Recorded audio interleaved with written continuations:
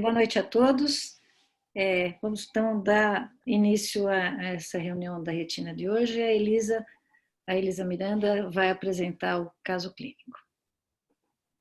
Boa noite, eu gostaria de agradecer a doutora Cleide Machado, doutor Sérgio Pimentel, a doutora Mariana Misawa e a doutora Lívia Conce pela ajuda na confecção do caso. O caso é de um homem de 55 anos, branco, natural e procedente de São Paulo. Ele tinha baixa de visão no olho esquerdo há 3 meses. O paciente tinha um antecedente de oclusão de ramo de veia central da retina no olho direito em 2012. E o antecedente familiar, ele negava qualquer comorbidade, e das comorbidades do paciente mesmo, ele apresentava múltiplas varizes em membro inferior.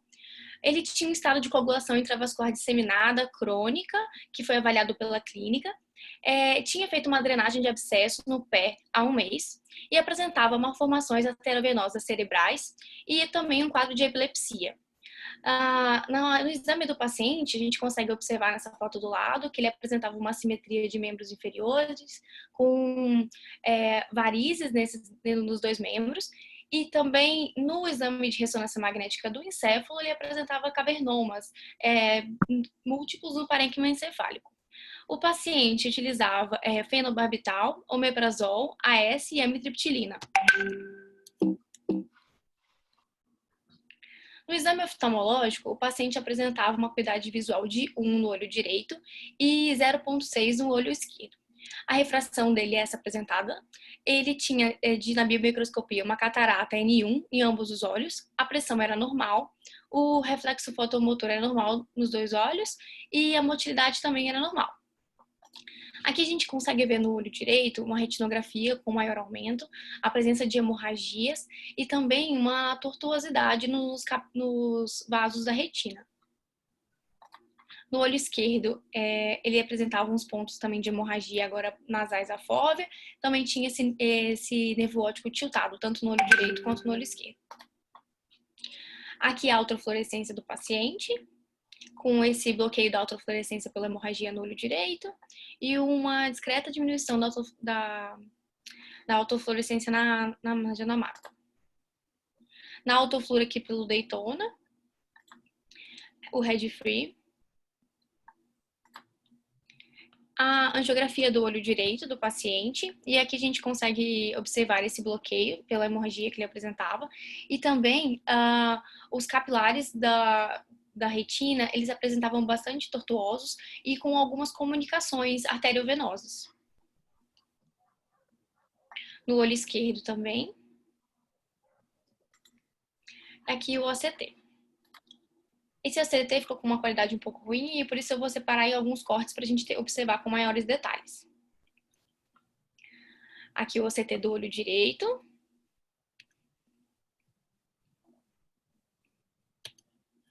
E aqui o OCT do olho esquerdo. No olho esquerdo a gente pode observar um edema importante. E aqui com uma maior qualidade.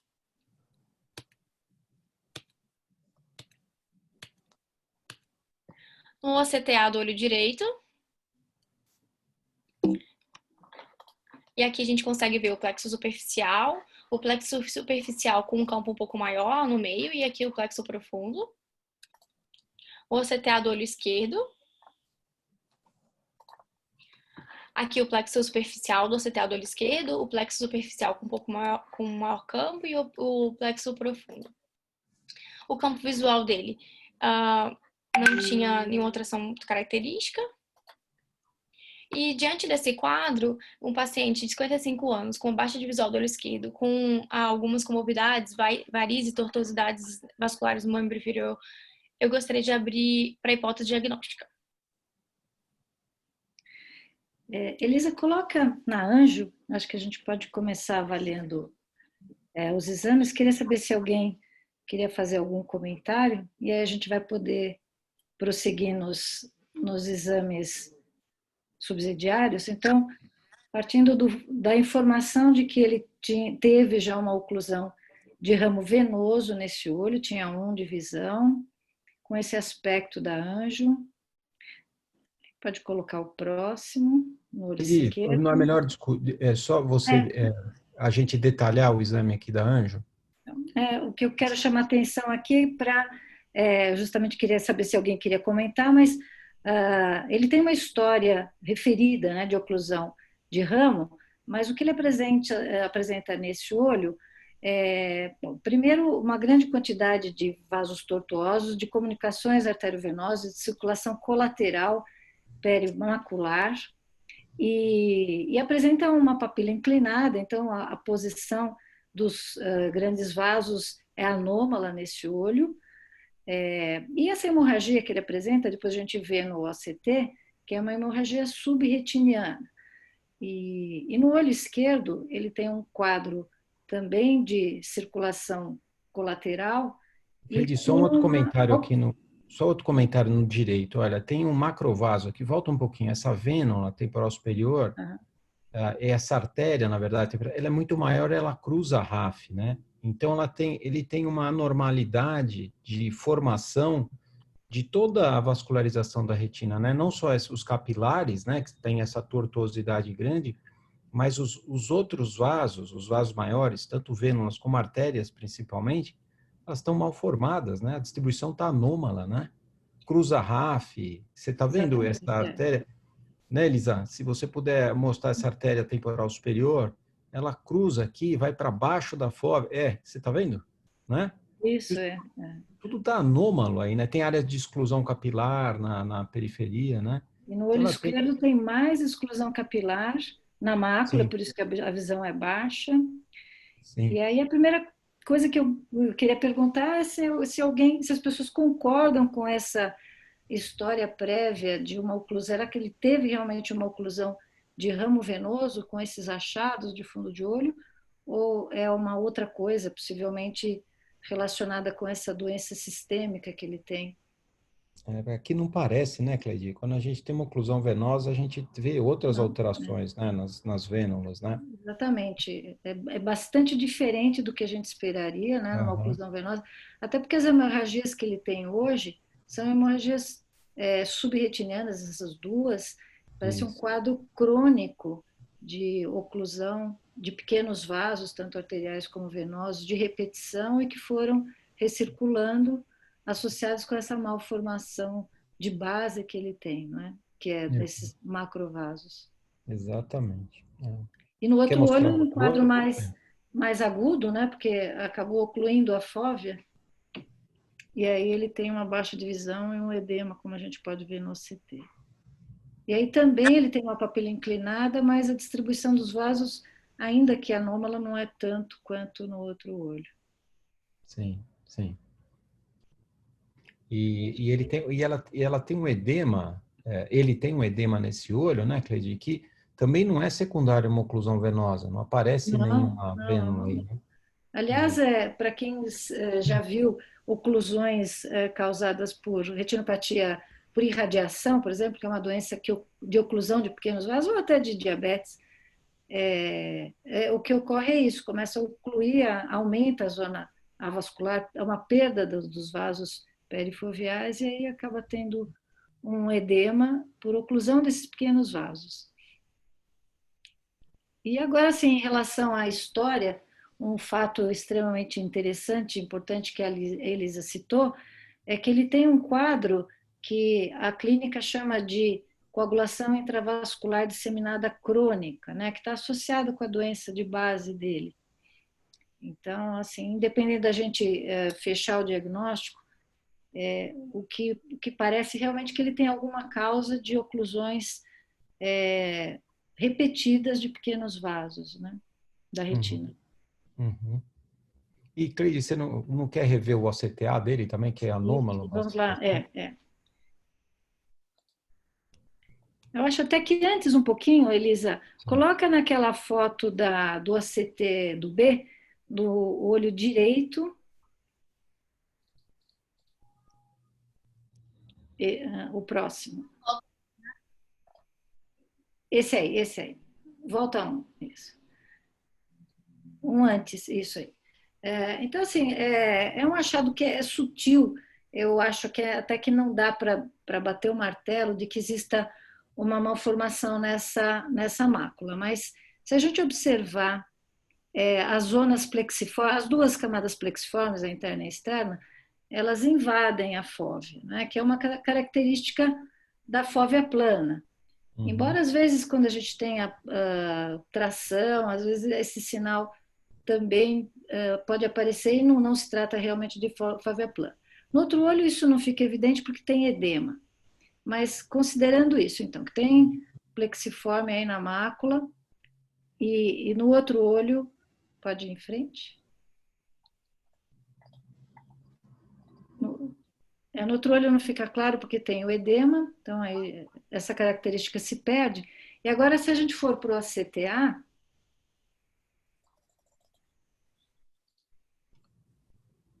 então a gente vai encontrar aí, isso, está ótimo, uma zona avascular bastante irregular, diminuída, que pode ter duas origens, né? Não sei se vocês vão concordar, eu queria opinião, que pode ter como origem essa distribuição anômala vascular ou, eventualmente, um grau 1 de fóvea plana, onde o plexo superficial pode ter uma zona avascular diminuída ou até ausente, mas o plexo profundo está normal, por isso que ele tem visão normal. Aí eu abro para discussão. Talvez seja uma combinação, Cleide, porque na fóvea plana você tem os capilares normais, né? Em volta. Sim, né? sim. Você tem a zona vascular ausente ou muito diminuída e os capilares normais. Aqui ele tem ele tem arteríolas aqui, né? Ramos daquela artéria grande, das duas artérias grandes anômalas dele, bordejando aqui a zona vascular da fóvea, saindo capilares grandes delas, né? Então até tem um capilar, uma arteríola, um ramo da arteríola dessa artéria grande inferior, cruzando a zona vascular da fóvea, né? Então, ele cruza tem a RAF, cruza a RAF e depois invade a zona vascular. Ele cruza a RAF duas vezes, né? Primeiro para baixo e depois para cima de volta. Então, ele tem uma vascularização completamente alterada, né? Parece que ele tem uma malformação mesmo, está relacionado com as outras as associações com as outras alterações, com os outros sinais clínicos que ele tem, né? Grandes, né? Sim. O plexo capilar profundo, Cleide, não dá para ver muito bem nos cirros, né? Então, no aparelho das AIS, né? Então, ele não dá para a gente ver tão bem quanto o plexo capilar superficial. Essa resolução nesse aparelho é um pouco, ele perde um pouquinho. Então, não dá para a gente dizer com certeza se essa zona vascular é maior mesmo do que a do plexo capilar superficial, ou se a gente não consegue obter imagem de fluxo adequada, mas parece que a zona vascular é melhor, mais próxima do normal no plexo profundo, certo? Certo. E o que é compatível com a visão 1 que esse olho tem, não é? Certo. E aí no outro, Elisa pode pôr? O outro olho? Acho que põe a outra aí. Isso. Aí ficou mais difícil, né? Porque a segmentação está alterada por causa do edema e a gente vê até uma projeção do plexo superficial sobre o profundo, dos grandes vasos até. Então, fica mais difícil ainda de interpretar. Mas o plexo superficial parece que ele não está, sabe? Ele tem umas distorções, talvez causadas então, pela segmentação, né? Mas você vê que tem a zona vascular bem menor mesmo, os vasos anômalos também estão presentes, né, Cleide, certo? Certo. E aí o que a gente esperaria, que não fica tão claro, mas provavelmente existe, é um grande aumento da zona vascular no plexo profundo, por perda capilar, já que ele tem, a gente vê isso na anjo e vê o edema, não é? Para explicar essa isquemia, esse edema. Mas, enfim, aí realmente a projeção impede uma avaliação mais detalhada do plexo profundo. Mas, de qualquer forma, são imagens bastante não usuais, né? Essa malformação comprometeu completamente a distribuição vascular. Sim, é um caso muito bonito, muito bonito. Tem alguém mais que queira comentar alguma coisa? Se eu puder fazer só uns comentários adicionais. É um caso realmente muito interessante. De início, a sua pergunta inicial sobre a presença de vasos na fóvea, eu não teria uma resposta para você, Cleide. Talvez é realmente o que o Pimentel comentou. Uma das coisas de adicionais que eu vi, eu noto que o plexo capilar profundo, ele é um pouco alterado também dos dois olhos. Eu não vejo aquele padrão lobular, microlobular, de múltiplos lóbulos que a gente costuma ver, apesar de realmente a definição não ser tão boa, mas parece que ele é todo telangiectásico, bem dilatado o plexo profundo desse paciente. E eu vi também múltiplas áreas de isquemias focais, como se fosse, pelo quadro, né, de coagulação intravascular disseminada, múltiplas áreas de afinamento, tanto de plexo superficial e profundo, mais no olho direito do que nesse olho também. E aí, talvez se tivesse um mapa topográfico do OCT, a gente conseguiria ver que ele tem inúmeras áreas de isquemias de plexos e no olho direito também. Mas parabéns pela toda a documentação do caso. Um caso muito, muito bonito mesmo. E é muito interessante isso que você comentou, Rony, que essa coagulação intravascular disseminada crônica, eu nunca tinha ouvido falar que existisse uma doença com isso, que poderia explicar exatamente essa sequência repetida de eventos obstrutivos que esse paciente tem, chegando a esse quadro, né? Bem interessante mesmo. Elisa, ela está usando o anticoagulante? Ele está usando o anticoagulante? Ele estava usando o AS, até pelas últimas avaliações da clínica que eu encontrei no prontuário. Uhum.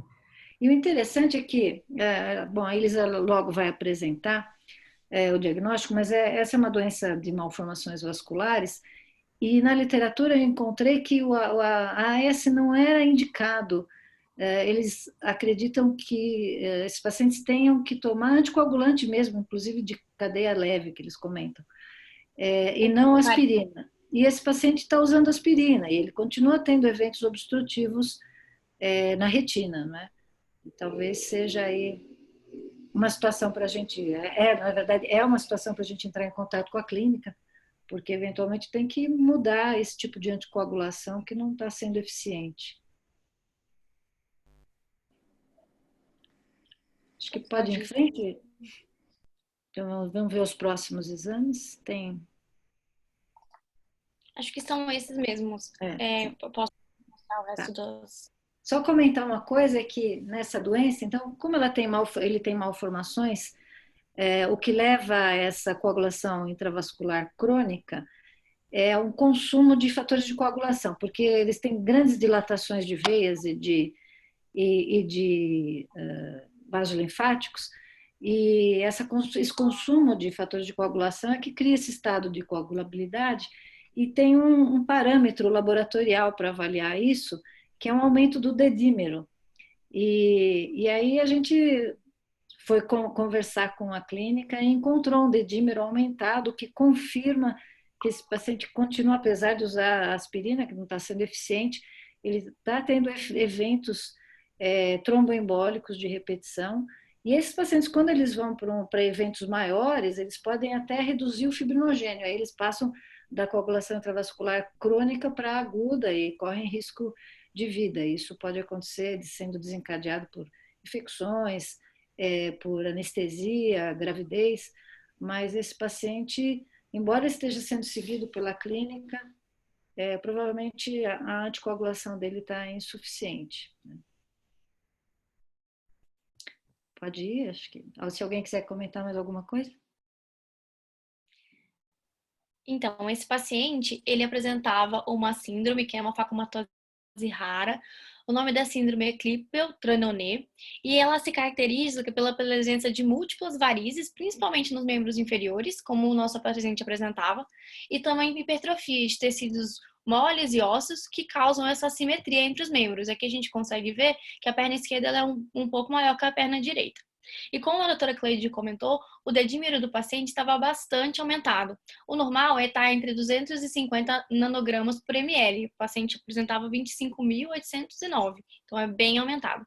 Apesar disso, o fibrinogênio dele era normal. o que corrobora um estado, né, de coagulação intravascular mais crônico e nada agudizado. Apesar disso, assim, essa síndrome ela foi descrita com alguns achados oftalmológicos, mas não há nenhum relato na literatura que reúne os achados que nós encontramos no nosso paciente. O edema macular, com essas oclusões vasculares perimaculares, circulação colateral, com nervo óptico tiltado, a ZAF diminuída e até uma fóvea plana. E por isso a gente achou o caso bastante interessante e trouxe aqui para a reunião. Se alguém quiser fazer mais algum comentário, eu vou seguir para a revisão da literatura. Esse caso, ele veio encaminhado, Elisa? Como foi que ele chegou no ambulatório? Na verdade, ele estava no ambulatório desde 2012, quando ele teve esse evento de oclusão do olho direito. Então, ele estava sendo seguido no ambulatório geral por conta dessa oclusão. Mas ele vinha com uma visão, uma acuidade visual de 1 nos 2 olhos. E ele apresentou essa baixa de visão só 3 meses atrás, que motivou toda essa documentação. E no hospital, onde ele está sendo acompanhado? Principalmente na cirurgia vascular, mas também na neurologia e na clínica médica. Tá. Porque seria interessante ver se a gente consegue... Como essa síndrome é extremamente rara, ver na vascular se existe algum outro paciente com a mesma síndrome, né? Para a gente fazer essa avaliação multimodal. Oi? Isso, eu entrei em contato com uma residente da cirurgia vascular, ela falou que existem outros pacientes com essa síndrome no ambulatório e ela ficou de entrar em contato comigo assim que tivesse o registro deles para poder entrar em contato e fazer a documentação. São tantos achados únicos, né? Porque a gente pode entender até que esse macrovaso, esses vasodilatados, sejam parte, embora não tenha descrição na literatura. Mas fóvea plana, evoluir desse jeito, com tantas oclusões de pequenos vasos, realmente eu acho que é único. A gente na literatura não encontramos nada sobre isso, não. A gente, estamos com uma sucessão de casos aí únicos. Olha, raríssimos. Esses R3 são muito bons. É verdade, é verdade. Então, acho que você pode fazer a revisão, Elisa. Então, seguindo a revisão de literatura sobre essa síndrome, como eu disse, ela é uma facomatose rara, 1 para 100 mil. Ela foi descrita em 1900 por 2 médicos franceses, o Clip e o Trenonet, e ela não tem predileção por gênero ou raça, atualmente tanto homens quanto mulheres. Ela está relacionada com uma alteração no gene fosfatidil-inositol 3-quinase, que é um gene relacionado ao controle da proliferação celular. Então, quando esse gene está mutado ou alterado, ele não consegue, né, controlar o crescimento, principalmente nessa síndrome de vasos linfáticos e capilares. E isso leva à formação vascular ampla e são vasos mal formados, que vão levar à estase sanguínea e todos esses achados que a gente encontra na síndrome. O diagnóstico ele é clínico e ele é baseado nessa tríade. O encontro de manchas de vinho do porto, hipertrofia dos membros e essa simetria entre os membros e a presença dessas varizes, dessas veias varicosas, principalmente no membro inferior. Acomete tanto capilares como linfáticos e também veias e causa esse aumento do membro. Aqui, um achado bem interessante dessa síndrome é a persistência de veias embrionárias. Então, existem veias que elas estão presentes no período embrionário, mas elas regridem logo antes do nascimento. E nesse caso, essa veia permanece. Essas veias, normalmente são incompetentes, elas não têm o mecanismo das válvulas. E com isso, elas levam a uma estase venosa importante. E como a doutora Cleide comentou, essa estase venosa vai favorecer o surgimento de trombos, êmbolos e até favorecendo eventos graves, como uma embolia pulmonar maciça, que pode levar o paciente a óbito. Caracteristicamente, acomete mais o membro inferior, porque é onde o corpo tem maior dificuldade de drenar o sangue, mas pode ter também uma dilatação venosa no tronco, no mediastino, no retroperitônio, que vai levar a sintomas dependendo do grau e também de onde está acometendo. Uma coisa muito interessante é que nesses pacientes tem que tomar muito cuidado para eles não apresentarem infecções, porque a infecção ela vai favorecer a trombose e pode desencadear eventos graves. Em relação aos achados oftalmológicos, o que a gente encontrou na literatura de mais presente foi o hemangioma de coroide, assim como é na síndrome de Sturge-Weber. Mas, além disso, também foi descrito as telangiectasias dos vasos conjuntivais, pacientes que apresentavam persistência da vasculatura fetal, pacientes também com glioma de nervo óptico e quiasma, pacientes com catarata e alguns outros achados oftalmológicos. Mas nenhum como a gente descreveu, nem nenhum juntando tantos achados como a gente viu no nosso paciente. A Carol Shields também publicou uma série de 5 casos de pacientes que apresentavam síndrome de Klippel-Trenaunay associada a uma facomatose pigmentovascular. Essa facomatose, ela também está relacionada à malformação de capilares e que tem bastante sinais na pele. E esses pacientes, eles tinham uma associação dessas duas facomatoses e também o melanoma de coroide. E o que a Carol Shields deixa de recado com essa publicação é que nos pacientes com síndrome de Klippel-Trenaunay ou então naqueles pacientes que nós vimos com síndrome de Sturge-Weber, é importante fazer uma investigação oftalmológica regular, porque esses pacientes podem estar sujeitos ao aparecimento de um melanoma de coroide. Em relação ao disco tiltado, a doutora Cleide tinha comentado antes, acreditava-se que o disco tiltado ele pode favorecer os eventos oclusivos da retina. No entanto, quando você compara a incidência das oclusões retinianas nos pacientes com disco normal e os pacientes com disco inclinado, essa incidência é quase a mesma. Então, talvez não esteja tão relacionado assim com as oclusões vasculares. E falando um pouquinho mais sobre o que a doutora Cleide começou a falar, esses pacientes, eles vivem num estado de estase venosa crônica. Então, o sangue ele tem dificuldade de chegar até o coração e ele fica mais parado. Ficando mais parado, ele tem um estado que favorece a formação de trombo. E esses trombos, eles vão consumindo fatores de coagulação. Então, tanto você tem uma formação exagerada de trombos, como você tem uma predisposição a sangramentos. Porque uma vez consumidos esses fatores, você não tem fator que sobra e você predispõe a sangrar. Então, nesses pacientes, é muito importante realizar a monitorização do dedímero, porque o dedímero, ele é um fator que se forma na degradação do fibrinogênio. Então, uma vez formado o trombo, você tem uma formação do fibrinogênio, e esse fibrinogênio, ele, quando se degrada, ele forma o dedímero. Se você tem um dedímero muito alto, isso significa que você está formando muito trombo. E, então, nesses pacientes, você tem um risco aumentado de coagulação. Se o paciente, além do dedímero alto, ele também apresenta um fibrinogênio alto, você precisa estar mais atento ainda, porque significa que ele está consumindo tanto fibrinogênio que está faltando, ou seja, está diminuído. E nesses casos, os pacientes estão em risco de eventos embólicos mais graves, como o trombo pulmonar, que pode levar até a morte do paciente. As infecções, elas vão aumentar toda essa cadeia. A infecção, ela favorece o estado protrombótico e vai acelerar toda essa cadeia da coagulação. O tratamento desses pacientes é com uma equipe multidisciplinar. Então, você precisa tanto de um cirurgião vascular, você precisa de um clínico geral, você precisa dos pacientes para cuidar, né, de todos os acometimentos que ele vai apresentar. Mas, de uma maneira geral, é preciso prevenir as infecções e é preciso prevenir os eventos tromboembólicos. Como a doutora Cleide falou, o uso do anticoagulante é muito importante. E monitorar as coagulopatias, porque esse paciente pode tanto formar trombo, como ele pode sangrar e precisar de fator da coagulação. Existe uma medicação chamada sirolimus, que ela é uma medicação que ela faz controle da proliferação celular. E ela diminui a progressão das malformações vasculares. Então, naqueles pacientes em que você tem uma formação exagerada e que aquele paciente está progredindo, você pode lançar mão dessas medicações.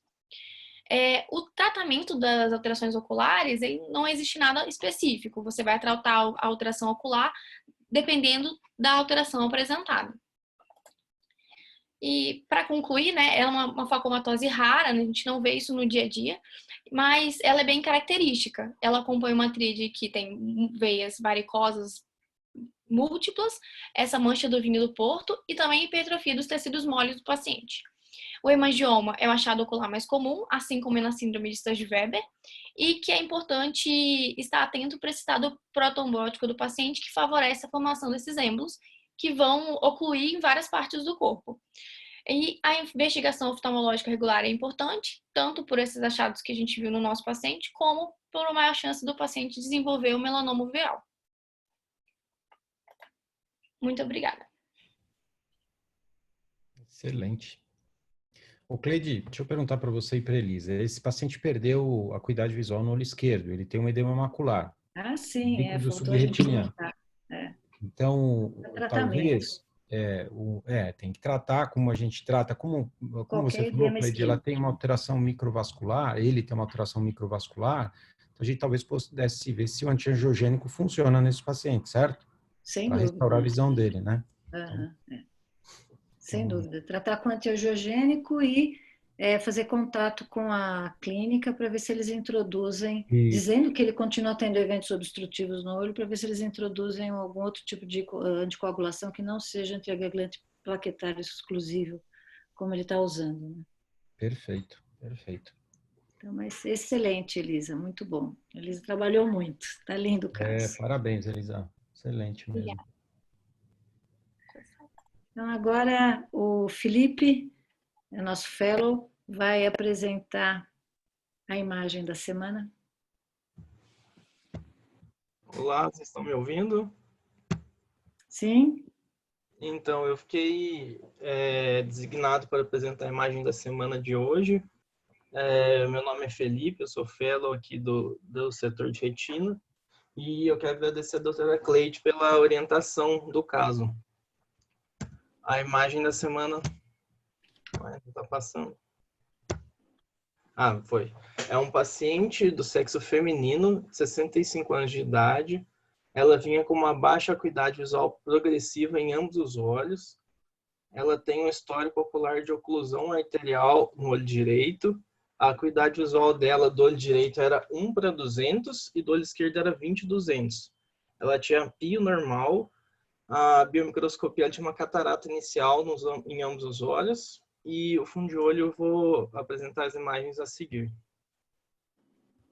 Aqui são as imagens do caso, né? Ela tem um disco pálido em ambos os olhos. Aqui nessa segunda sequência aqui no B, ela apresenta aqui alguns depósitos arteriais. Aqui na região macular também tem alguns depósitos maculares, meio branco amarelados. Na autofluor, esses depósitos são hiperautofluorescentes. Eles também são hiperreflectivos aqui no ACT. Aí, com isso, eu queria abrir para diagnóstico, para qual que é o diagnóstico. Deixa eu voltar na imagem. Então, alguém quer fazer alguma hipótese? Pode ser uma hipótese genérica. Cleide, eu já sei o diagnóstico aqui, mas só lembrar, então, para as pessoas fazerem um diagnóstico mais adequado, que o que está relacionado aqui são essas lesões que a gente vê na autofluorescência e no OCT, esses pontos hiperalto no OCT, o que é hiperalto aqui, tá? E, ao mesmo tempo, o que aumenta a refletividade no OCT estrutural na retina neurosensorial. Então, a mesma substância que faz isso, né? E ela que está causando essa alteração de perda de visão, né, Cleide? Isso. Acho que, assim, genericamente, é um quadro de retinopatia cristalina, não é? Que pode ter muitas causas. Acho que você pode mostrar, tem mais exames, tem mais documentação da paciente, Felipe? Aqui é a angioflor do paciente. A imagem de cima é na fase inicial. A gente consegue ver um atraso de preenchimento da coroide, um atraso arterial. E aqui as fases mais tardias. A gente consegue ver um pouco de impregnação e também um pouco de líquido. Aí, de novo, alguém tem alguma ideia? Ops. Pode apresentar a endocianina. Vou apresentar a endocianina também. Esses pontos que são hiperautofluorescentes, na endocianina eles acabam sendo hipocianescentes. E aqui a gente consegue também ver embaixo o ACT e DI que eles não apresentam impregnação em coroide. Isso, eles ficam restritos à retina interna e externa, mas não no EPR nem na coro capilar. Que faz o diagnóstico diferencial com outra retinopatia cristalina. Com outras cristalinas, né? Ou com a outra mais comum. Então, acho que pode ir em frente. Seguinte, então. Isso. Aí, a última chance é um paciente que tem doença renal crônica em estágio final. ele teve uma nefropatia obstrutiva, ele está realizando hemodiálise há 6 anos e ele apresentou um quadro de lesão cutânea necrótica. Aí, isso quer dizer que ele teve uma arteriopatia calcificante urêmica, tal da calcifilaxia. Aqui na imagem, aqui na histologia, a gente consegue ver aqui nesse circulado, isso aqui é uma célula de gordura, a gente consegue ver bastante eosinófilo, quer dizer que ele está tendo uma necrose, uma esteatonecrose. E aqui nessa seta azul, a gente consegue ver uma calcificação arterial. Aí o diagnóstico ficou como retinopatia cristalina e vasculopatia obstrutiva secundária, a arteriopatia calcificante urêmica. E Só um detalhe, aquela histologia era a biópsia que foi feita na lesão de pele desse paciente, né, onde ele teve essa necrose, e aí mostrou então que esse cálcio que a gente vê na retina era um cálcio que na pele também estava presente, e ele, o que tem de particular nessa apresentação é que ele invade a parede dos vasos, né? Ele não só fica no tecido, mas ele invade a parede e que dando aquele aspecto que a gente via na retina e que recebeu esse nome aí de calcifilaxia ou arteriopatia calcificante urêmica. É uma coisa extremamente rara, mas é bem bonito de ver e o Felipe fez uma revisão bonita aí. Fiz uma pequena... Alguém quer comentar? O Cleide Felipe, o termo clínico que se usa hoje, mais comum, é calcifilaxia. Sim, calcifilaxia é o nome. Chama de calcifilaxia, porque ela pode ter a ureia aumentada, pode não ter ureia aumentada e pode até aparecer em pacientes sem doença renal, que é incomum, mais raro ainda, né? Então, então esses pacientes depositam cálcio em vários lugares e principalmente nesses vasos que ocluem, né? Sim. Então, talvez o termo clínico mais correto é calcifilaxia. E é mais fácil de falar, né? E o interessante é que ele tem foi mais ou menos por acaso, mas a anjo dele mostra oclusão de pequenos vasos nos 2 olhos e a baixa de visão dele é por isquemia também, embora ele não tenha edema de mácula nesse momento, mas ele tem uma oclusão aí da rede de pequenos vasos perimaculares e por isso a baixa da visão dele, mas ele já está num estágio mais de atrofia. Mas, enfim, é parecido com o paciente anterior. Felipe, eu vi o Cleide, só para a gente memorizar melhor, volta um pouquinho nos exames, tudo aquilo que a gente chamou a atenção era cálcio. Volta lá, só para a gente fixar isso. Ó. Então, ó, tudo isso, certo, Felipe? É cálcio. Olha, essa lesão, esses pontos hiperrefletivos na autofluorescência é cálcio. Esses pontos hiperrefletivos no OCT, que o Felipe está mostrando, é cálcio também, tá? Passa na endocianina. E o cálcio na endocianina, ele é hipocianescente. Então essas alterações todas são múltiplos depósitos de cálcio que ele faz em arteríolas. Esses pacientes, certo, Cleide, eles fazem depósito, fazem lesão, em geral, em arteríolas ao redor de 100 micra, que é exatamente essas arteríolas maiores da retina. Você vê a vênula na emergência do nervo óptico tem 125 micra. A arteríola é um pouquinho menor, então ao redor de 100 micra. Então, preferencialmente, eles fazem depósito de cálcio em artérias pequenas, na pele, para fazer aquelas necroses, e no olho, porque elas têm um tamanho parecido, né? Por isso que o olho, a retina é um órgão-alvo aí. E não se sabe por que deposita nas artérias, não sabe por que deposita mais em pele, certo, Cleide? Ou no olho.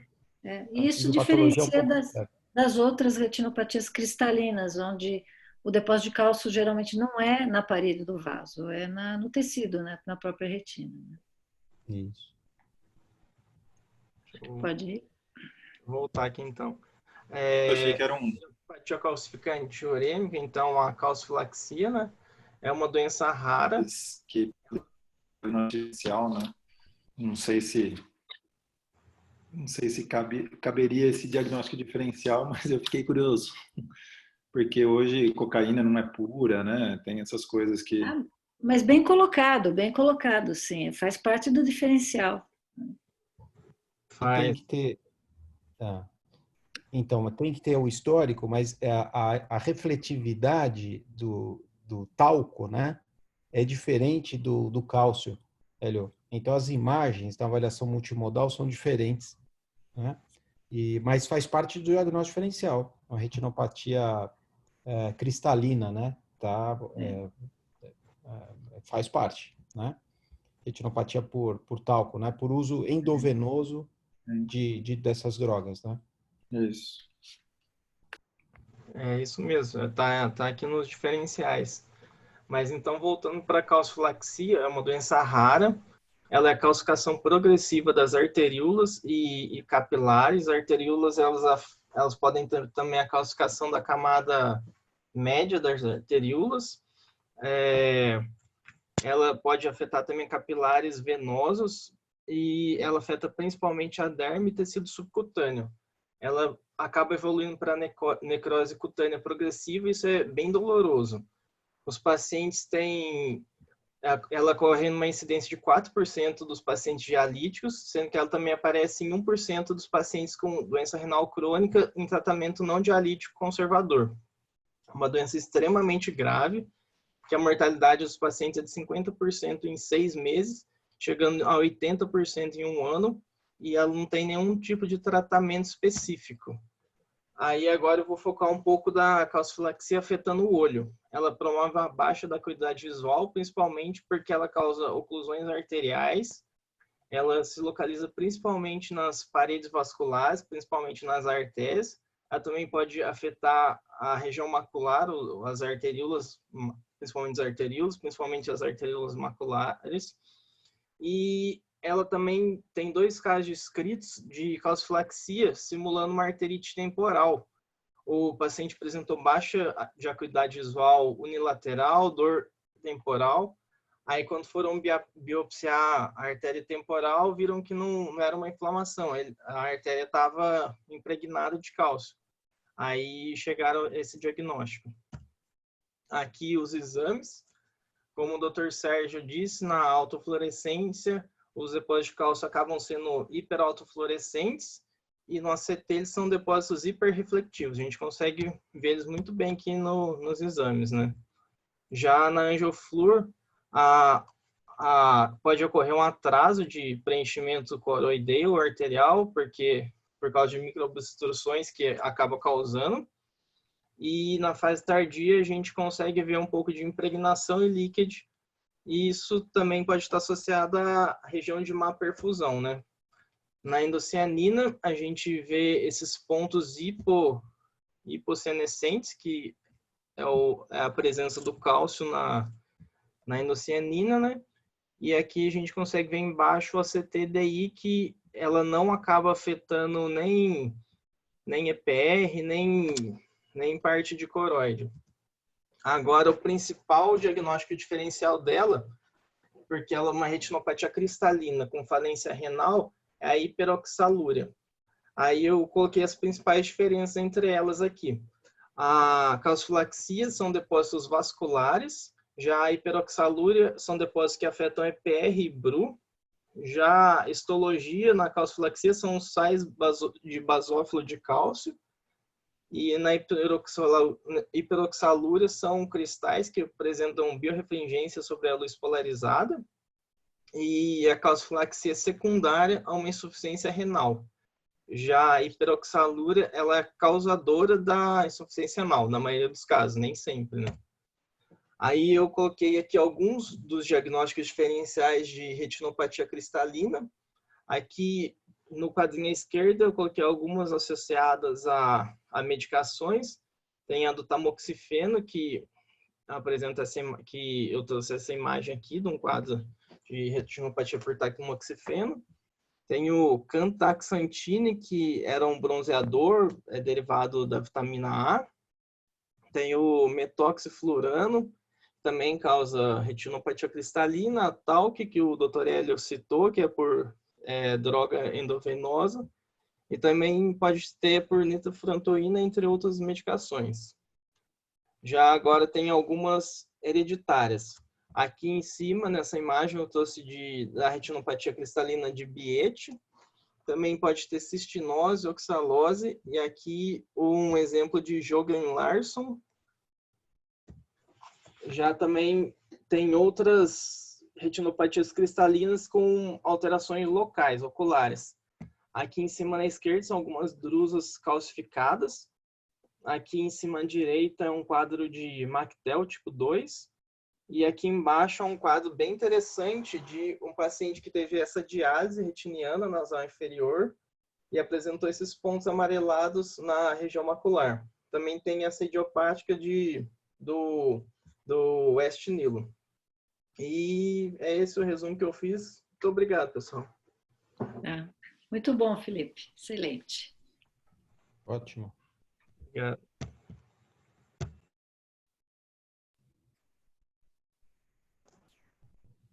E agora o artigo.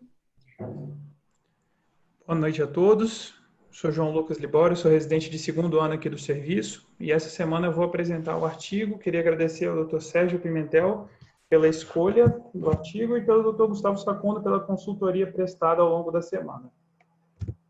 Antes da gente começar o artigo propriamente dito, primeiro o título dele é um artigo que numa tradução livre seria algo como o papel do peeling da limitante interna como fator de prevenção da formação de membrana epirretiniana após vitrectomia por descolamento de retina, sendo um trial randomizado.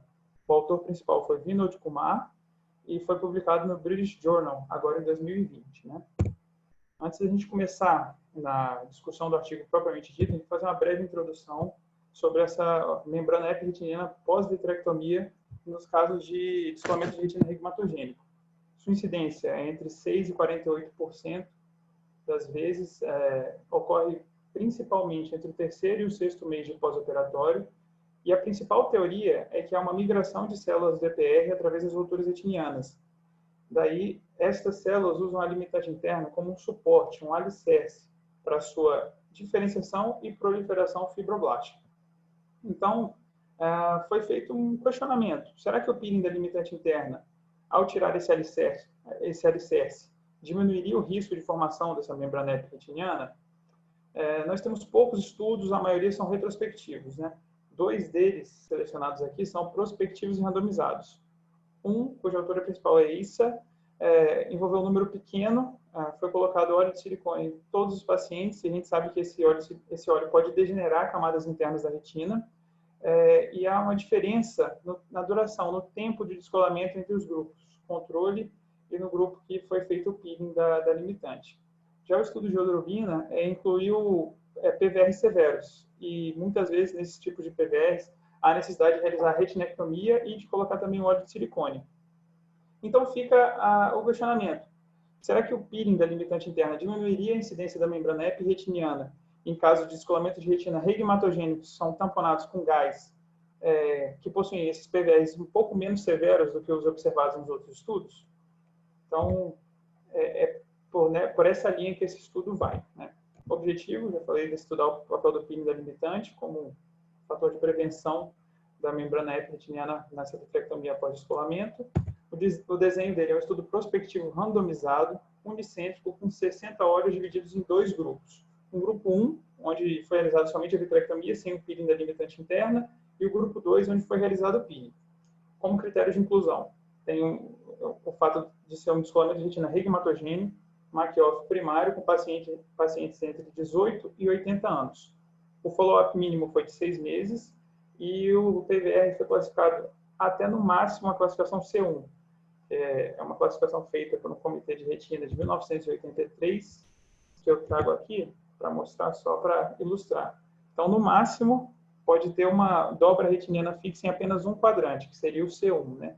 Além disso, já estaria excluído no estudo. Entra aqui nos critérios de exclusão.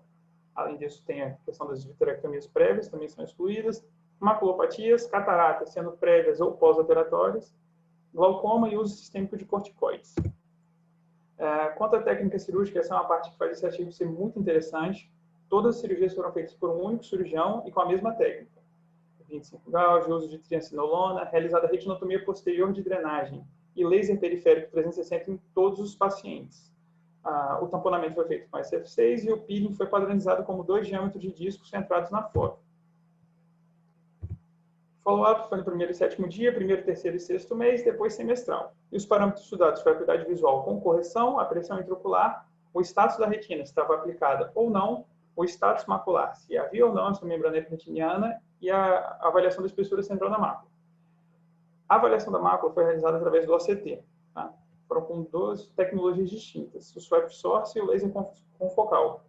Então, para dirimir um pouquinho, para tirar um pouco esse fator confundidor de aparelhos distintos, a medida da espessura macular foi feita de maneira manual. Né? O último parâmetro avaliado foi a presença da chamada dissociação da camada de fibras do nervo óptico. Isso é observado no OCT em face. Isso seria uma alteração morfológica que acontece na retina após o peeling, principalmente por causa da lesão das células de Miller. Aqui tem uma imagem desse OCT em face, pós-vitrectomia com peeling, mostrando essas pregas, essas linhas escuras concêntricas, que é a tal dissociação citada. Desfecho primário foi avaliado o desenvolvimento da membrana epretiniana até o último follow-up. De secundários, a acuidade visual com correção, se a retina está aplicada, a espessura macular e tal dissociação de camadas de fibras. Né? Aqui eu não vou me esmiuçar na tabela, a informação importante é ambos os dois grupos eram estatisticamente comparáveis em cada uma dessas categorias. Então, foi um estudo bem robusto nessa parte.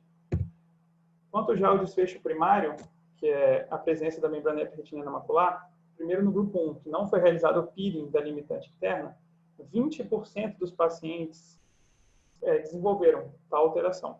Isso vai ao encontro do que a gente tem já de trabalhos prévios. Como eu falei atrás, é de 6% a 48%.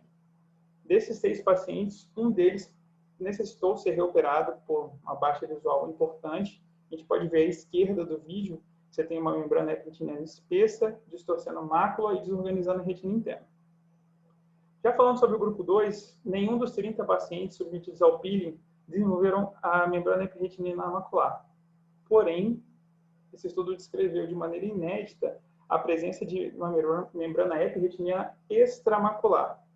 E também foram 6 pacientes, ou seja, 20%. A única diferença do grupo 1 é que foi fora do peeling realizado. Então, assim, com esse achado, isso reforça a tese da limitante interna como alicerce para o desenvolvimento dessa membrana epretiniana e também leva à sugestão da realização de um peeling mais amplo por toda a área macular. Aqui nessas imagens muito bonitas à direita, você tem a membrana epretiniana justamente externa à área do peeling, onde vocês podem ver nessas cabecinhas de seta branca. E no OCT abaixo, você tem a manutenção do contorno da anatomia foveal, com essa membrana hiperreflexiva no lado direito aqui do OCT, mostrado pelas setas branquinhas. Quanto aos desfechos secundários, a retina ficou aplicada em todos os pacientes, todos os grupos. A acuidade visual com correção melhorou em ambos os grupos, só que sem diferença estatisticamente significativa. Talvez com um segmento mais longo, pudesse haver um espessamento maior dessa membrana e a diferença das acuidades fosse um pouquinho mais significativa. Né? Então, a longo prazo, a presença da membrana epretiniana macular pode prejudicar o ganho de visão. Quanto a essa dissociação da camada de fibras do nervo óptico, foi presente em 40% dos olhos submetidos ao peeling e nenhum paciente dos não submetidos. E essa diferença teve significância estatística. Importante citar que tal achado não influenciou negativamente a acuidade visual com correção. Só para citar também, 2 estudos anteriores evidenciaram uma incidência maior de 40% nos pacientes submetidos ao peeling. Porém, esses 2 estudos, de Eisse e Okamoto, foi usado perfluor. Então, foi feita uma hipótese de que o peso do perfluor influenciaria na tração no momento do peeling. A tração seria maior, provocaria maior lesão da célula de Miller e, consequentemente, levaria a uma maior incidência dessa dissociação de camadas de fibras. Né? Por fim, quanto à espessura central da mácula, foi bem similar, sem diferença estatística entre os grupos. Aqui é uma tabelinha rápida de méritos e limitações do estudo. Méritos do estudo foi prospectivo, cirurgias foram padronizadas, único cirurgião, mesma técnica. Os grupos foram estatisticamente similares entre si e foram avaliados escoamentos sigmatogênicos com PVRs leves e tamponamento com gás. De limitação, foram realizados OCTs com tecnologias distintas. Foi avaliada a quantidade da visão e não a qualidade da visão. o follow-up mínimo foi um pouco curto, né? Que era de 6 meses. E, muito importante, não foi comparado o tempo cirúrgico de cada um dos grupos. A gente sabe que tempo é igual a trauma. Para terminar de conclusão, peeling de limitante interna pós-vitrectomia por descolamento de retina regmatogênese mácula óssea. É efetivo em prevenir a membrana epirretiniana, não melhora a quantidade de visão e frequentemente gera essa dissociação de camadas de fibra do nervo óptico. Porém, tal alteração, até o que a gente tem de informação hoje em dia, é aparentemente inocente. Assim, a sugestão dos cientistas que escreveram o artigo foi introduzir tal passo, o peeling da limitante interna, com uma rotina cirúrgica e visando maximizar os resultados, ter que ser uma realização cautelosa, pouco traumática, evitar o perfluor e o tamanho do peeling ser da área macular. A gente sabe que aonde tiver limitante interna, vai desenvolver muito provavelmente essa membrana epirretiniana. Muito obrigado a todos.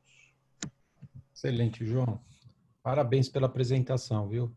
Super profissional essa apresentação. Excelente. Obrigado. Excelente. Alguém quer fazer um comentário? Eu tenho vários comentários para fazer nesse artigo. Eu queria ver John, Hélio, Rony. Posso falar? Se quiser, pode, lógico. Eu acho que a gente tem que tomar cuidado porque com a divulgação desse artigo, porque ele está estritamente relacionado com a técnica, né? A gente vê que ele fazia laser 360, fazia... Isso é uma coisa...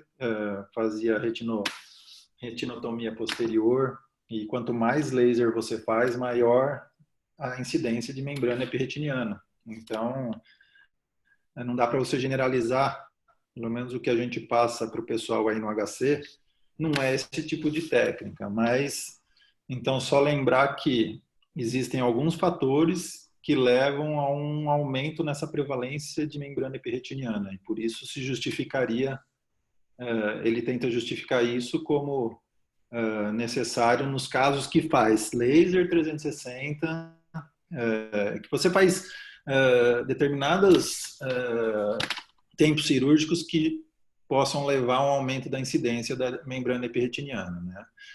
Isso é uma coisa que acontece muito nos Estados Unidos, que a gente vê que para baratear os procedimentos cirúrgicos eles não tentam evitar de usar perflu e fazer essa retinotomia posterior, então é um estudo que tem uma relevância.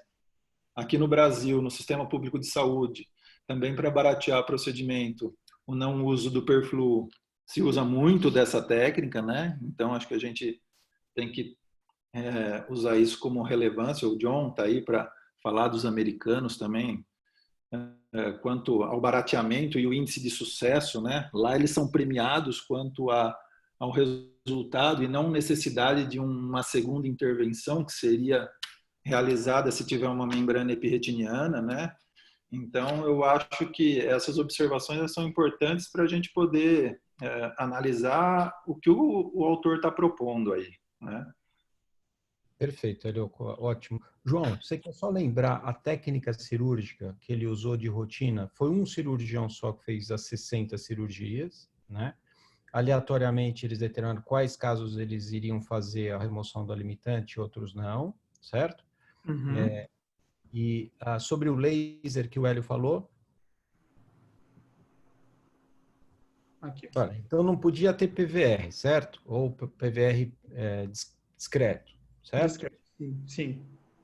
Então, não podia ter retinectomia, quer dizer, caso de PVR maior que você fizesse retinec, normalmente a gente faz, eram excluídos, certo?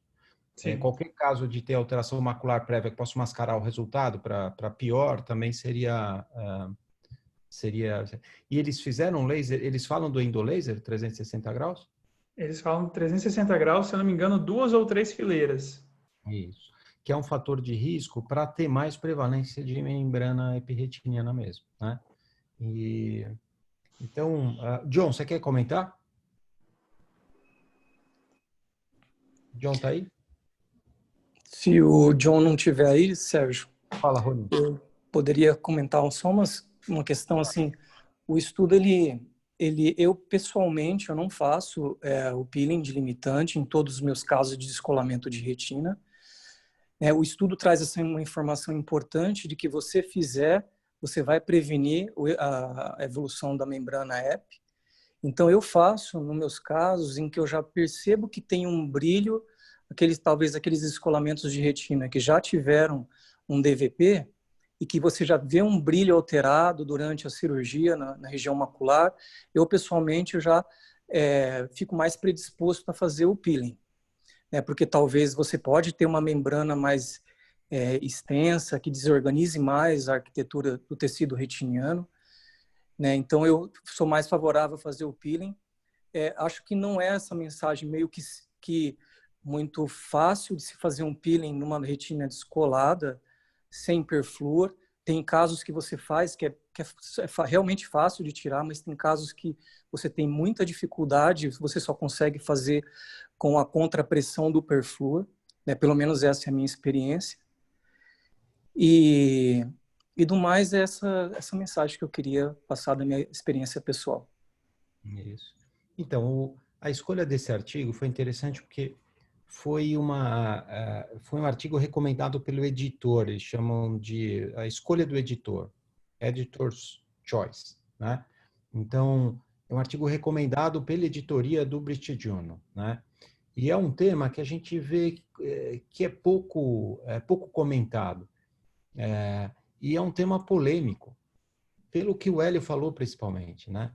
Então, a gente faz laser basicamente, existem fatores de risco para você aumentar a formação de membrana epirretiniana. Um deles é exatamente o que o Hélio falou, quer dizer, a gente evita fazer endolaser de 360 graus, você faz em volta da ruptura e acabou, né? Justamente para evitar essas complicações excessivas do laser de inflamatórias e você mobilizar a EPR.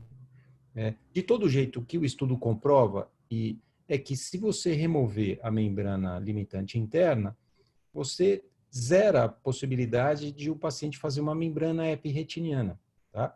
E se a gente vê casos de membrana epirretiniana idiopáticas, não secundária a descolamento de retina, a gente vê que casos operados em que você remove a limitante interna não tem recidiva da membrana epirretiniana. E quando você não remove a limitante interna, só remove a membrana epirretiniana, a taxa de recidiva é maior. Então, o estudo confirma isso, tá? Agora, qual a vantagem que ele teve desse número de casos em que ele tirou? Só 20% dos casos ele teve benefício.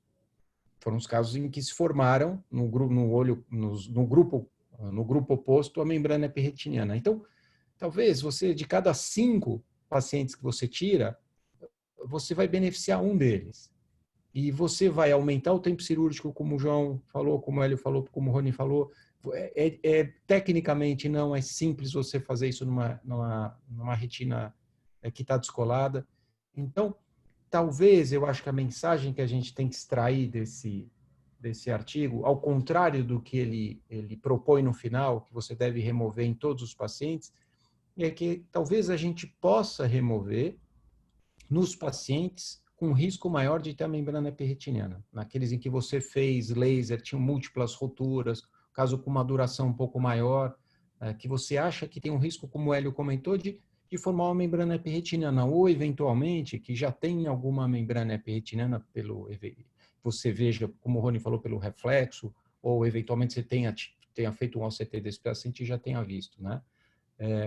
Mas eu não acho que a mensagem é adequada do artigo, de você remover a limitante interna em todos os pacientes, por essas razões todas. Talvez tenha que ter um olhar, olha, se o paciente tiver risco de ter membrana, você pode remover a limitante e daí ele não vai desenvolver essa membrana epirretiniana.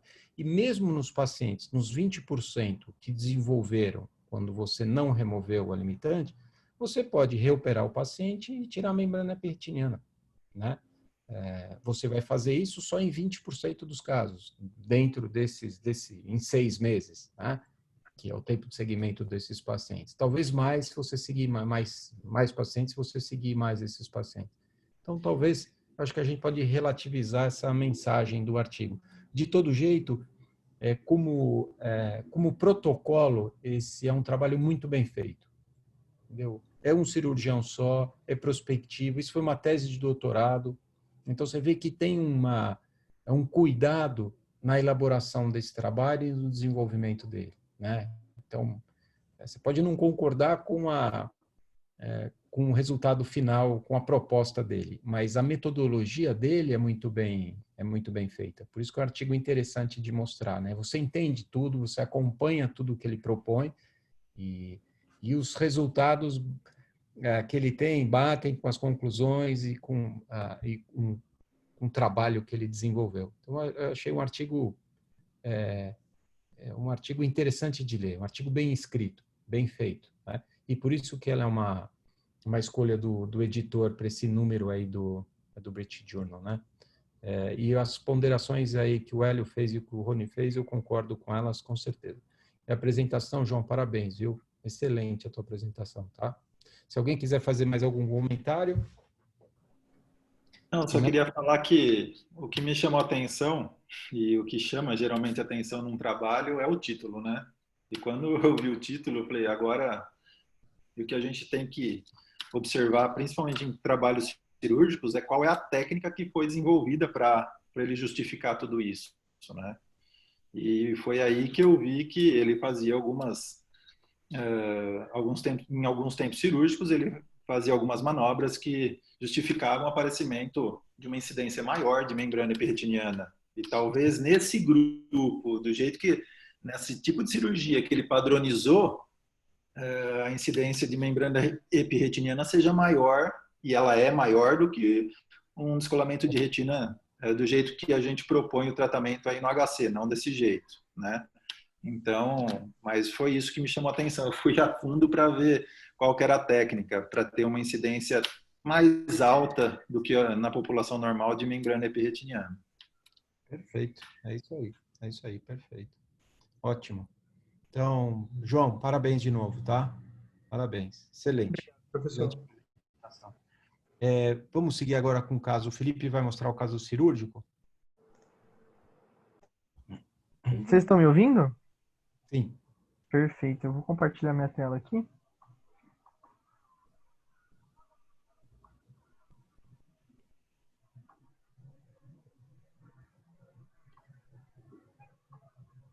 Confirma para mim se vocês estão vendo a tela. Sim. Perfeito.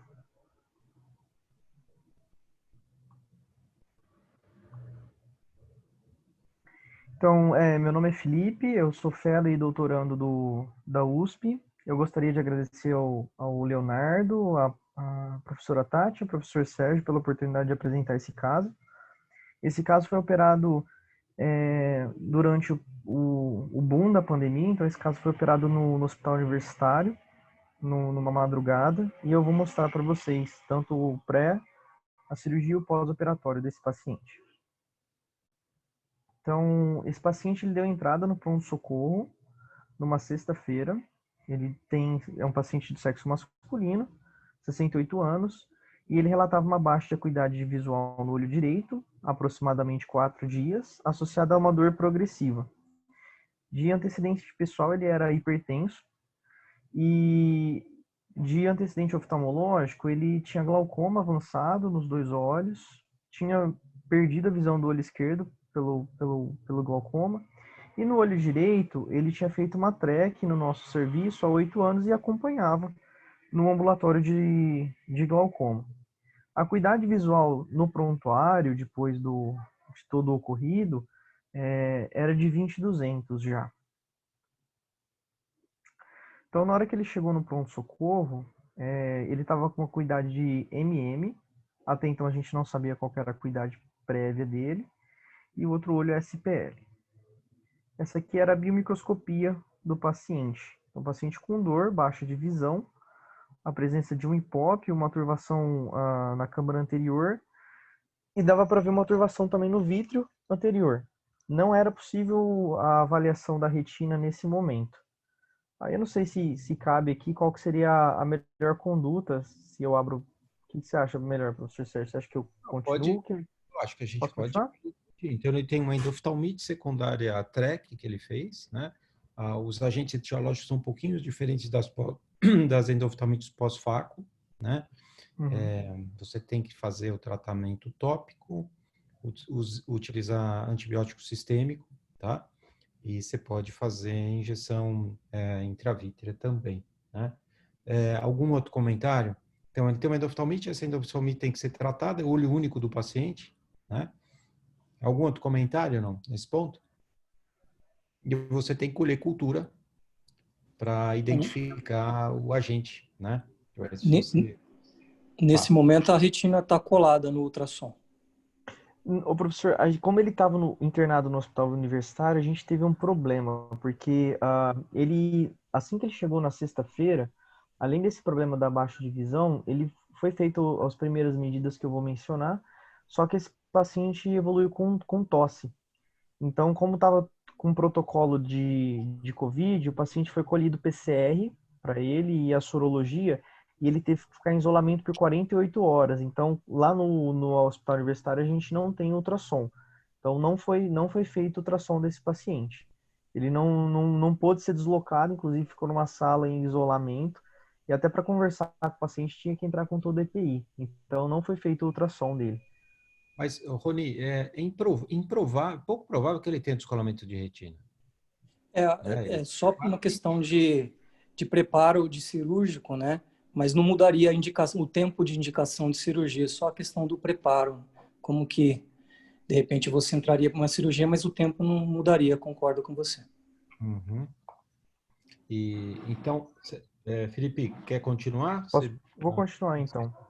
Então, assim, a conduta foi feita, então, a gente entrou com colírios fortes, entrou com levo-VO para ele, e foi feito também a injeção intravítrea de vanco, ceftazidime e dexa, e a coleta também do vítreo. Lá no hospital universitário, eles já têm todos os antibióticos para intravítrea já preparados já, e eles também conseguiam fazer a análise tanto do antibiograma quanto da análise de cultura do vítreo coletado. Você comentou alguma coisa, professor? Essa foto é logo depois da injeção. Isso, Por isso que ele tem esse pós-Wagner. É isso, né? Isso. Isso é o primeiro, esse seria o primeiro pós-operatório, né, de injeção intravítrea. E ele manteve-se a acuidade de MM, só que apesar do aspecto ter ficado com esse aspecto com algumas dobras na DCM, o hiposfagma, ele falou que melhorou bastante a dor. Já com 24 horas ele notou uma diferença importante, apesar da acuidade visual ter se mantido MM. Lembrando que essa foto é do sábado, né? Então no sábado ele começou a apresentar tosse. Foi quando ele foi isolado, no sábado, na parte do período da noite, tá? Lá no hospital universitário. Aí, no segundo dia, a gente já tinha o antibiograma do paciente, o paciente ainda mantinha-se em isolamento, ele continuava relatando uma melhora progressiva da dor, mas a acuidade visual mantida, o aspecto do segmento anterior ainda mantinha-se com algumas dobras de DCM e cresceu moraxella catarrhalis, sensível a ceftazidima, tá? Essa importância, só comentando de Na você fazer a segunda-feira, cultura, né? Então, Felipe, só voltando, essa importância de você fazer a cultura, porque você faz o tratamento e sabe se esse tratamento está sendo efetivo ou não. Clinicamente, ele estava melhorando. Então, tem um aspecto de melhora da transparência da câmara anterior. A dor é muito importante ele relatar que a dor melhorou, mas você só vai ter certeza se você fizer um antibiograma, né? Isso é muito importante. então, como não foi possível marcar nenhum tipo de cirurgia para ele, pensando numa vitrectomia precoce, por conta dessa questão do Covid, foi optado até pela facilidade do acesso, a gente optou por fazer uma segunda injeção de ceftazidima, apesar da melhora, isso já na segunda-feira. Ainda não tinha saído a sorologia do Covid, nem o PCR para ele, mas ia sair naquele mesmo dia, mas a gente não decidiu não esperar. A acuidade visual ainda mantém o CMM, a dor melhorando, só melhora progressiva. Aí na segunda-feira já dava para ver que o aspecto do segmento anterior estava começando a melhorar. O hipópio já tinha reduzido, o edema de córnea e as dobras da DCM já tinham melhorado também. O Felipe, só um comentário. A gente não tem, assim, não tem sentido fazer uma segunda injeção se você já fez a primeira e o antibiograma tem cobertura. Teria indicação de você fazer uma segunda injeção se o antibiótico que você injetou não fosse eficaz para tratar esse agente etiológico. Certo. Então, o antibiótico que você injetou já está fazendo efeito e o quadro está melhorando. Uhum. Então, não se faz uma segunda injeção. Você faz uma e resolve. Então, eu achei desnecessário fazer essa segunda intervenção. Achei ótimo vocês tratarem imediatamente, fazerem a injeção num lugar que normalmente é mais difícil, né? De ter a logística para fazer as coisas, vocês fizeram tudo perfeito. Mas eu acho que essa segunda injeção foi como benzer, porque tratado ele já foi, tá? Então, precisa. Tá. Perfeito, professor. Aqui seria, então, o primeiro pós-operatório, que seria por volta da terça-feira. Então, a dor já não tinha tanta dor mais, só que ainda mantinha-se com uma visão baixa, com a visão de MM. Começou a formar uma membrana pupilar bem no eixo do paciente. Aqui, o segundo pós-operatório da injeção, ainda mantendo a mesma acuidade. Então, aí ficou a discussão, essa seria essa foto da quinta-feira do paciente. O paciente ficou internado. Até a gente resolver o caso, porque por conta de logística do hospital, ser um hospital diferente, o paciente retornos ao pronto-socorro, o paciente precisou ficar internado para tudo isso. E aí eu queria discutir qual seria a melhor conduta nesse momento em que paciente olho único, então, em teoria já tratado da endoftalmite e com uma acuidade visual mantida de MM com essa membrana pupilar. Se vocês querem fazer algum comentário agora, eu posso seguir, professor. O que você acha? Quem que quer fazer? Quem quer comentar aqui? Pelo jeito, ele é fásico, né? Ele é pseudofásico, professor. Ele é pseudofásico. Ele é pseudofásico. No momento, assim, se vocês tiverem dificuldade de colocá-lo, seria uma tentativa mais meio que complicado de fazer um IAG, né? Porque essa membrana inflamatória é muito grosseira, mas poderia abrir de momento para esse paciente ser agendada a lavagem da câmara anterior, né? E só com cuidado, que às vezes pode fazer uns sangramentos, mas seria uma lavagem com reconstrução da câmara, né? Eu acho que já existem algumas descrições, e o Sérgio participou junto com o Léo de descrição para desfazer essas membranas. Se eu não me engano, faz muito tempo que eu li esse caso clínico, que foi injeção de TPA. Acho que foi isso, né, Sérgio? Que vocês fizeram para desfazer membranas pupilares, essas membranas de formação membrana inflamatória mesmo no eixo. E junto com o Léo Provetti, eu lembro na época que ele, com a injeção de TPA, ele conseguiu desfazer esse tipo de membrana e não é tão agressivo, né? E associação com anti-inflamatório, corticoide. Geralmente a intensificação do uso de corticoide, eu já vi alguns casos também que você consegue desfazer e acaba não sendo tão invasivo. Você vê que o paciente ainda tem hipópio, mas melhora da dor. Eu acho que se você intensificar muitas vezes o anti-inflamatório, e em geral eu uso o Predifor de hora em hora, num caso como esse, e cede essas membranas no eixo pupilar, não sei se o paciente já estava usando, mas de hora em hora, às vezes se avaliando em 24 horas, você já vai ter uma resposta. Se tiver uma boa evolução, você não precisa da intervenção. Mas seriam essas duas opções. E o TPA que acaba sendo uma intervenção, né? Mas injetando TPA, às vezes você desfaz essa membrana. Às vezes não, todas as vezes. O TPA, se você está na concentração certa, intracameral, você até pode usar subconjuntival, mas em geral você faz intracameral e o TPA dissolve na hora a fibrina, que é como o TPA age, né? Então, ele fragmenta a fibrina, isso é imediatamente. A fibrina, você vê as fibrinas, se você olhar na lâmpada de Fenda, você pode fazer essa injeção até na lâmpada de Fenda, você pinga iodopovidona, né, pinga o anestésico e faz a injeção, você vê a fibrina, essa membrana se dissolvendo na tua frente. E ela deposita embaixo, elimina na hora, entendeu? Tem risco de infecção, de você fazer... eventualmente pode ter, mas se você quiser resolver isso, na hora, sem precisar uma intervenção. Lavar, Rony, não dá. Você não consegue tirar.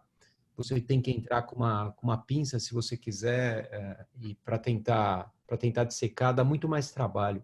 E com o TPA você dissolve. Quimicamente você faz essa dissolução. Qual que é a concentração, professor? Você pode usar 75 microgramas. Normalmente a gente usa para retina 25 ou até um pouco mais. Tá? Então, no frasquinho você pode usar o frasquinho da oftalmos, você pode diluir e injetar ele inteiro, tá? E dissolve na hora, não tem toxicidade para a câmara anterior e você resolve isso normalmente. Então, essa é uma boa dica. O Predforte, na minha experiência, quando essa membrana está formada, ele tem pouca ação, mas o Predforte é importante para prevenir a formação. Então, esses óleos são óleos que têm muita inflamação. Então, eu concordo com você tem que usar o Predforte numa quantidade grande, você já injetou antibiótico, já tem a cobertura, então você pode usar o corticoide para impedir essa manifestação inflamatória, né? Mas uma vez que ela está formada, eu acho que a indicação é fazer TPA. Isso é uma coisa. A segunda questão, talvez a gente possa discutir, a melhor divisão desse paciente não vai ser só pela dissolução dessa membrana, mas ele tem opacidade vítrea também importante, né? Então, quando a gente usa vitrectomia, nesses casos de endoftalmite, esses casos têm uma resolução de acuidade visual muito mais rápida. Você consegue fazer a limpeza do vítreo, depois de limpar tudo, você não precisa limpar excessivamente e descolar hialose, mas você precisa, na verdade, você vai tirar uma boa parte dessas opacidades, tira a toxina também. Então, você melhora o quadro e a função visual desses pacientes melhora rápido, principalmente no paciente com monovisão. Eu sei que é difícil de fazer a vitrectomia no HU e ainda quando a gente só pode operar descolamentos de retina regmatogênicos, né? Mas talvez se esse paciente estivesse num lugar que a gente não dependesse de nenhum fator, eu tivesse feito a vitrectomia dele inicial, a vitré, feito a limpeza toda, feito exatamente o que vocês fizeram de tratamento, é só fazer a vitrectomia e depois fazer a injeção, a colheita fica mais fácil, né, do material, e feito a injeção de antibiótico. Então, talvez o que podia complementar nesse caso é TPA e vitrectomia.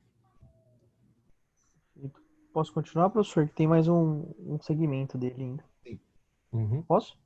Pode, lógico. Aí, diante do que foi conversado, né, por ser olho único, a gente conversou bastante apesar dele ter saído daquele momento mais crítico de quando ele chegou, a gente conseguiu negociar para colocar ele para ser operado por ser olho único. E o paciente, segundo o familiar, ele era funcional. Era um paciente que andava sozinho, ele fazia as coisas dele sozinho. E no dia que ele chegou de cadeira de roda e assim ficou. Perdeu completamente a função. E aí a gente conseguiu colocar a vitrectomia dele para ser feita. Ele, durante a internação mesmo. Aqui é o vídeo da cirurgia. Então, a ideia era ver como estava o vítreo depois que tirasse a membrana. Eu tentei dissecar com a cânula primeiro, mas vi que estava bem aderido, como o professor Sérgio falou. E aí com uma certa gentileza, eu tirei a membrana com a pinça de vitré. Eu entrei só com a iluminação mesmo, nem dei ponto no anel para segurar a lente, só para ver como estava a questão da retina, porque como a gente não tinha o ultrassom, eu realmente não sabia qual era a integridade da retina desse paciente, se tinha alguma outra doença retiniana associada. A gente viu que a retina estava colada, era só uma opacidade vítrea importante que ele tinha mesmo. E aí a gente fez eu e a professora Tati, a professora Tatiana, a gente fez nós fizemos uma vitrectomia higiênica, né? Tiramos a gente não se preocupou tanto na questão do DVP, porque o DVP já estava até feito já. O que chamou a atenção, ele tinha um ponto hemorrágico nasal ao disco importante, que chamou bastante atenção durante a cirurgia. A gente ficou até preocupado se poderia ter sido alguma outra coisa que passou despercebido. Ele tinha um coágulo também próximo, bem em cima do disco. E aí eu tentei puxar com o vitriófago devagarzinho, mas não estava vindo. Aí estamos por entrar com a soft tip e tirar esse coágulo. A gente imaginou que esse coágulo tenha sido causado por conta do gauge da injeção intravítrea, que possa ter sangrado um pouquinho e ter acumulado. Agora, a gente realmente não entendeu o porquê da hemorragia subretiniana. Na retinografia de grande angular, depois vai ficar um pouquinho mais claro o que eu estou falando. Como a gente não tem sistema de filmagem lá no Hospital Universitário, o Rodolfo Bonatti, fellow da plástica, ele emprestou um sistema de adaptação que ele criou, e aí a gente gravou com o celular mesmo a cirurgia. E a imagem tá ótima, hein? Parabéns. O sistema é muito legal. Então, essa aqui é o primeiro pós-operatório do paciente. Então, o edema de córnea voltou, porque eu manipulei a câmara anterior. A acuidade visual, desculpa, essa já é a primeira semana já. Então, a acuidade visual mantida de MM, eu fiquei um pouquinho desanimado. Falei, poxa, será que não vai melhorar nada a visão? No intraoperatório dava para ver que o paciente tinha uma escavação bem importante, né? Eu fiquei um pouco desanimado. Desculpa, eu coloquei a legenda errada, viu? Esse aqui é o primeiro pós-operatório, é o POI mesmo. Esse aqui é o 7º operatório, onde já tinha melhorado bastante o segmento anterior dele. E aí eu comecei a me animar, já na primeira semana, quando eu vi que ele já estava conseguindo enxergar alguma coisinha, estava 2400, estava contando dedos, mais ou menos a 4, 5 metros, já me animei bastante já. Esse aqui é o 14º pós-operatório dele, na segunda semana de cirurgia. E aí ele já estava 20,200. E aí eu já me animei muito mais, porque essa era a acuidade visual pré-endoftalmite, pelo menos que estava anotado no prontuário do glaucoma.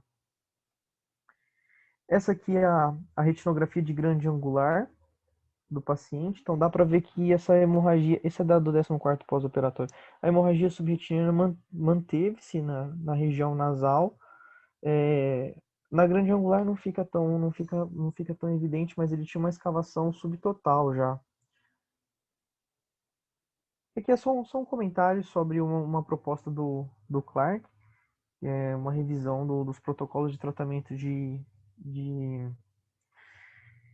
endoftalmite. E em resumo, apesar do fluxograma ser um pouco complexo, não vou entrar tanto em detalhe, mas o que ele frisa bem é que o tratamento inicial, tanto da cultura quanto da injeção intravítrea de antibiótico, é fundamental, e avaliar a resposta clínica após a injeção intravítrea. Lógico que existe uma certa personalização na conduta, dependendo de ser um paciente olho único, não, como o professor Sérgio havia mencionado, que ele faria a vitrectomia o mais rápido possível, só para lembrar um pouquinho o fluxo de tratamento desses casos. Bem, é isso, gente. Obrigado pela atenção. Felipe, o caso é ótimo, e ele ilustra uma coisa que eu sou partidário disso. Você vê a diferença de evolução depois que você fez a vitrectomia.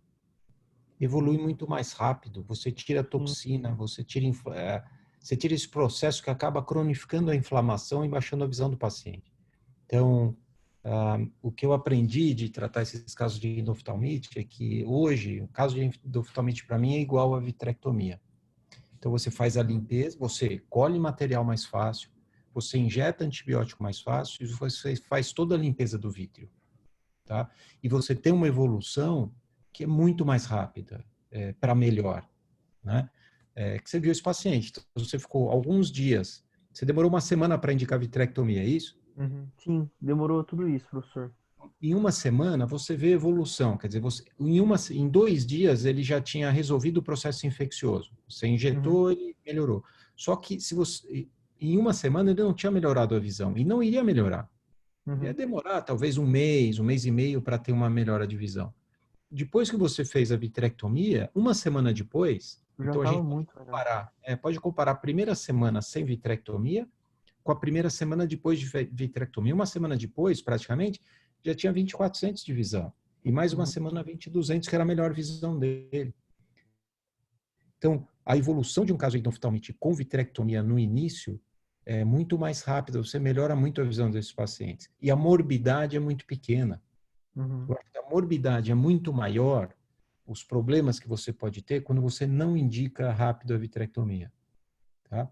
Demora muito mais, o paciente se queixa, o vítreo fica todo opaco, então o quadro resolve muito melhor. Então eu acho que a dica aí do seu caso, a gente mostrou indiretamente duas alternativas, uma sem vitrectomia e depois outra com vitrectomia.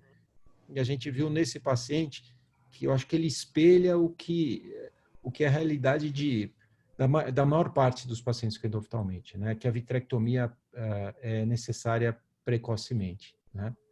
Por todos os fatores. Você colhe melhor, para fazer a cultura, você injeta melhor o antibiótico tem uma penetração maior dentro do vítreo, mais fácil, a difusão do antibiótico é melhor, e a evolução pós-operatória é mais rápida para ganho de acuidade visual. Excelente o caso. Não sei se alguém quiser. Hélio, Rony. Eu queria falar só que o que você colocou está perfeito, né? É isso aí mesmo. Acho que cada vez mais a gente vê que a vitrectomia ela é mais resolutiva, né, nesses pacientes. Mas, por outro lado, eu acho que outra mensagem que fica é que em casos de COVID, que a gente não pode fazer vitrectomia, ainda bem que a gente tem o recurso das injeções intravítreas, porque senão a gente ia ficar angustiado para poder tomar conduta. Com certeza. E graças a Deus, ainda bem, a evolução foi boa e existem os estudos aí da época da extracapsular, que foram os estudos que nortearam a gente no tratamento, na fase inicial, né? Quando não tinha toda essa tecnologia, quando a Tati ainda não tinha buscado toda essa briga para desvendar como podia fazer uma coleta melhor e desvendar qual que era o agente, né? Acho que teve uma evolução e acho que isso, nessa época de Covid, é bem útil para a gente, porque a gente muitas vezes não tem a condição de fazer cirurgia no tempo que a gente quer, né? Mas é isso, parabéns, a conduta acho que foi perfeita dentro do que era proposto, do que se podia fazer, acho que foi muito bem conduzida, parabéns. Obrigado, professor. Obrigado. Ótimo. Cleide, algum comentário sobre a endoftalmite aí? Não, vamos só parabenizar o Felipe, realmente. Felipe, parabéns. Obrigado, mesmo. professor. Obrigado. E como o Hélio falou, quer dizer, se não dá para fazer a vitrectomia, obviamente injeta imediatamente antibiótico e colicultura, né? Então, perfeito. Pô, bonito caso e parabéns. Ele está enxergando graças a vocês, né? Graças a Deus. Muito obrigado, viu? Obrigado a todos. E assim, então a gente faz a próxima reunião na próxima quinta-feira, né? As reuniões são de quinta. Queria agradecer a Cleide. Essa reunião era para ser feita na outra semana, né, Cleide? Há 2 semanas atrás, mas aí a gente acabou cancelando e incluímos essa reunião para agora nessa semana, que seria uma semana vaga por causa do feriado de segunda, né? Originalmente, no começo do ano, a gente fez as reuniões para serem nas segundas-feiras, a gente foi mudando as datas e a reunião ficou virtual, né? E daí a gente encaixou essa reunião que a Cleide tinha revisto o caso, tinha revisto a imagem da semana. Então, eu agradeço a Cleide, né, Cleide? Obrigado. E agradeço a todos que participaram, que comentaram, que assistiram. E daí, na quinta-feira que vem, a gente volta. Boa noite para todo mundo, tá? E bom final de semana. Boa noite. Boa noite.